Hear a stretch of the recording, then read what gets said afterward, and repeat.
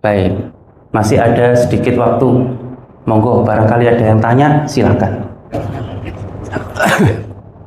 Ini Pak Ustadz yang terkait dengan dam.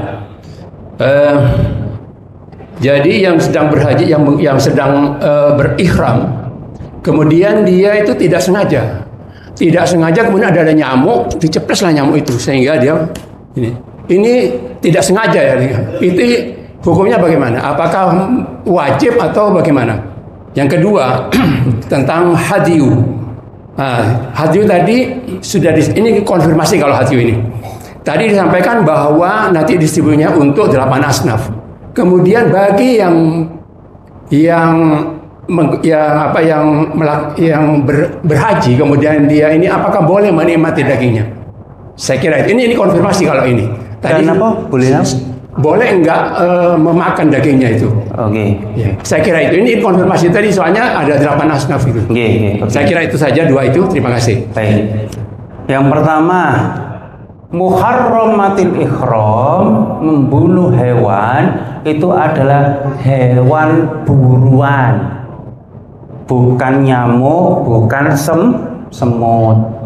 Jadi dulu zaman Nabi itu kan kalau pengen makan enak, daging dan lain sebagainya berburu. Jadi memburu hewan buruan itu termasuk salah satunya adalah burung.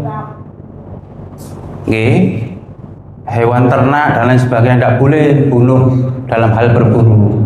Kalau nyamuk dan semut itu tidak masuk catatan muharramatil ihram. Saya luruskan sedikit ya.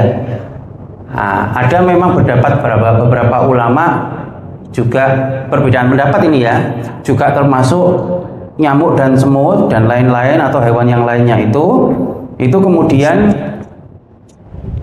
unsur sengaja atau tidak sengaja. Kalau sengaja masuk muharramatil ihram, kalau tidak masuk muharramatil ihram. Pendapat perbedaannya begitu saja.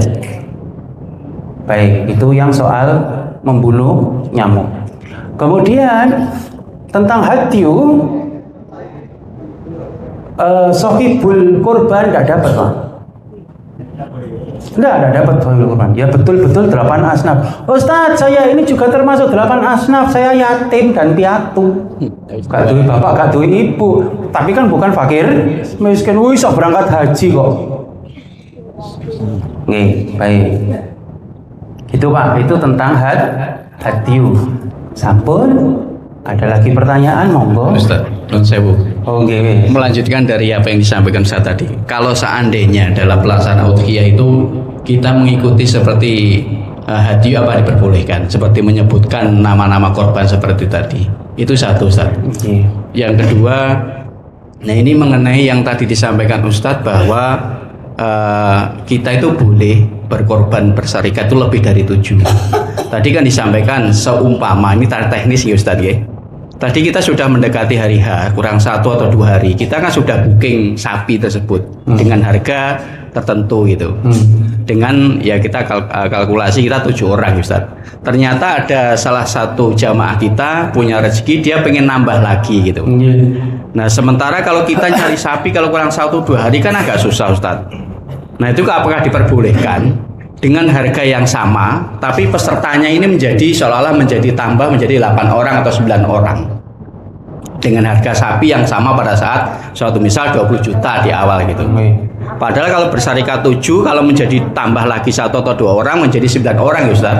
Nah ini iurannya kan semakin besar, sementara kita sapi kita itu ya bisanya cuma 20 itu, karena kalau mau nyari yang lebih itu lagi kan susah gitu loh. Nah teknis seperti itu seperti apa Ustaz? Solusinya seperti apa? Oke, betul Pak. Susu keangel-angel timbangannya nopo nyarikan sapi repot ya sudah, yang sudah iuran lebih lama balik no duwe Pak jenengan lebih ringan, alhamdulillah sudah ada tambahan, dikalkulasikan saja bu susuk 1 juta, bu susuk 500-an. Gampang, itu solusi paling gampang Pak. Nggak usah dalil kalau begitu. Wah itu problem teknis. Karena 8 iurannya lebih murah.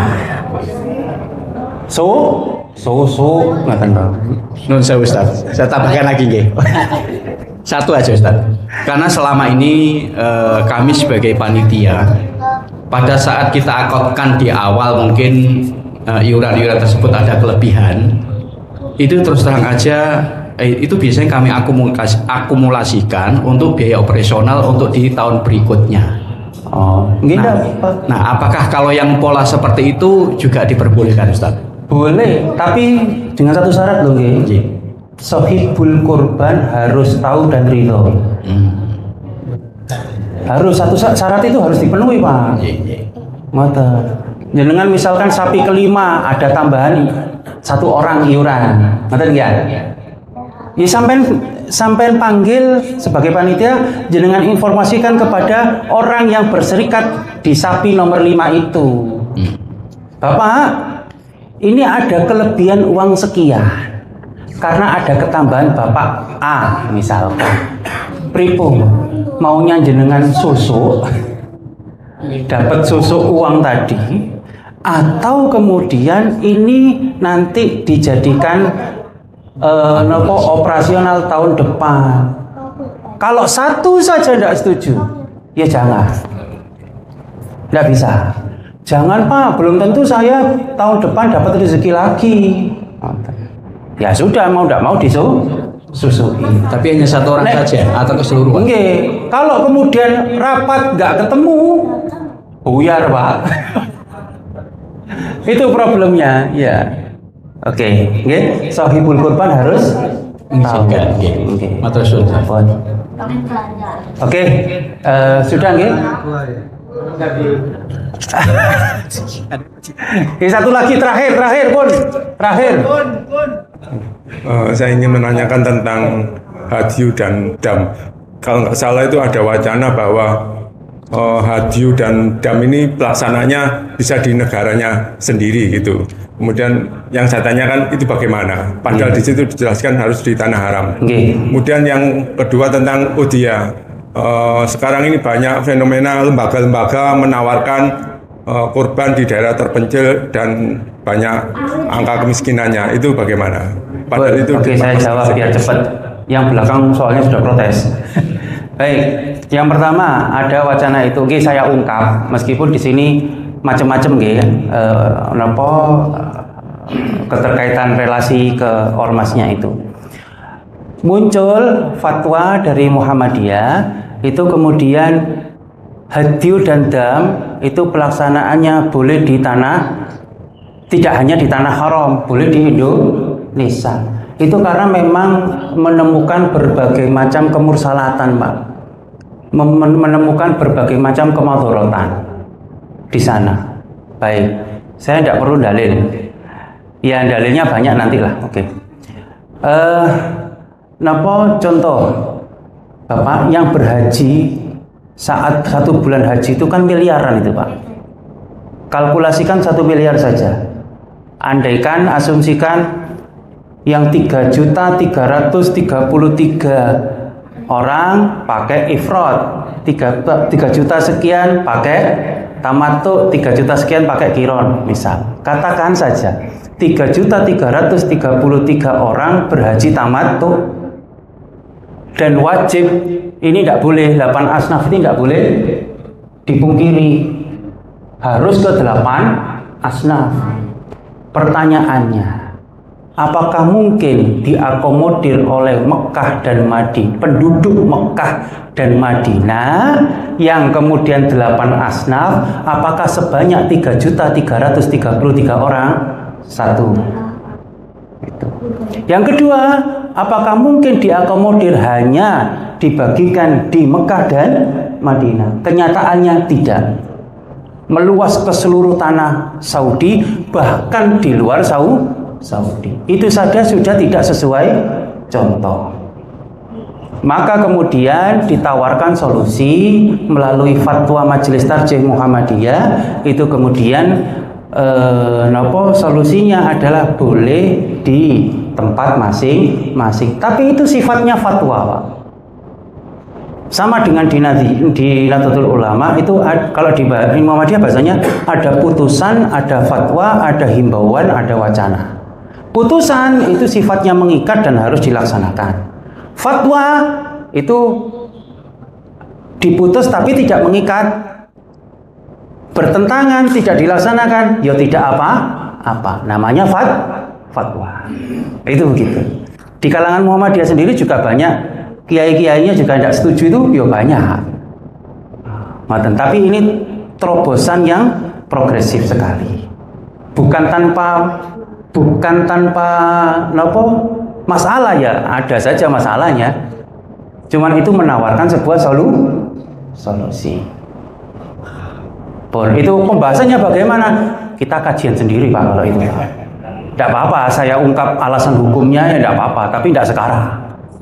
Oke. Terus yang kemudian udhiyah, apa? Di tempat lain. Udhiyah itu kesunahannya itu adalah di sekitar tempat penyembelihan. Makanya kemudian saya tadi mengungkapkan lah nek wong sekardangan nyembelih di Uganda kadoan Pak. Ya sudah dibagikan saja di sekitar sekardangan. Syukur-syukur misalkan sekardangan ini sekardangan indah kan. Syukur-syukur di sekardangan indah itu wong sugih kabeh ndak ada fakir miskinnya. Maka meluas ke perumahan sebelah atau ke desa sebelah. Itu saja. Pun jelas nggih Pak? Baik, pun. Insyaallah sudah mufakat kalau sudah selesai ya. Nasrun minallahi fathun qarib. Billahi taufiq wal hidayah. Assalamualaikum warahmatullahi wabarakatuh. Subscribe, like, share, dan follow channel ini. Wassalamualaikum.